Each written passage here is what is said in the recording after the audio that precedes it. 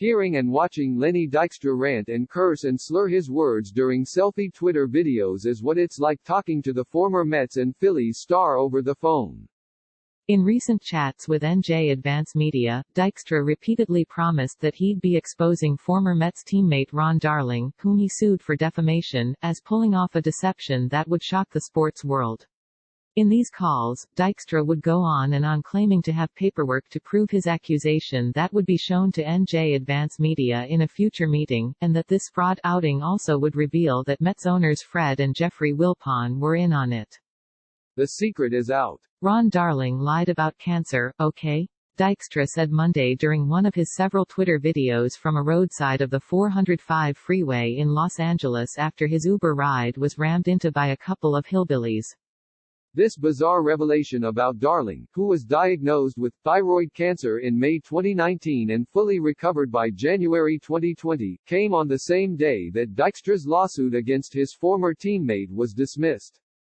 Darling, who is a Mets broadcaster for SNY, took a leave of absence last season to recover. The bottom line is I got the documents, Dykstra said. I got the proof. The Wilpons knew all about it, and they're in on it.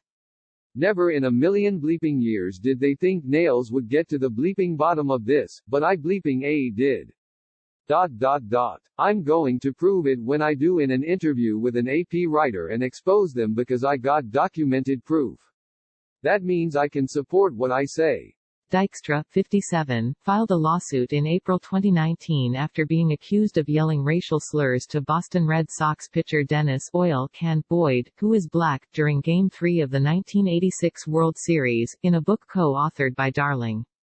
In dismissing the case, the judge wrote that Dykstra's reputation wasn't further tarnished by the book due to past conduct, which include fraud, embezzlement, grand theft, and lewd conduct and assault with a deadly weapon.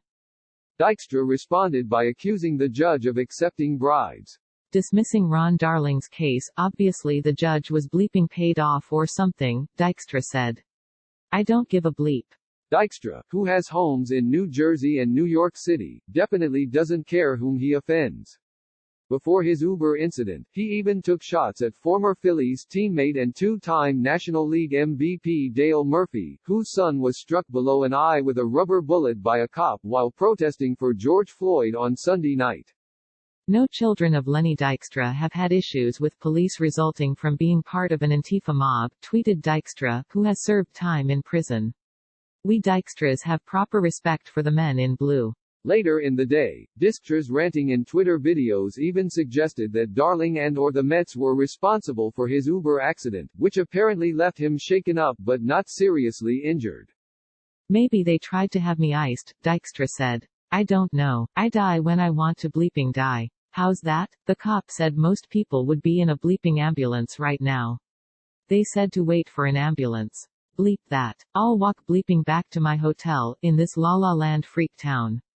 Anyways man, I'm not bleeped up enough to know this. Ron Darling, Jeff and Fred Wilpon, their days are bleeping numbered because Ron Darling is guilty of pulling off the biggest fraud in the history of professional sports.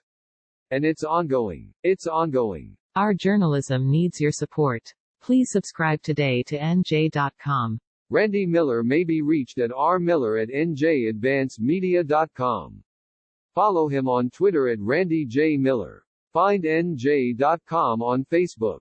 Tell us your coronavirus story or send a tip here.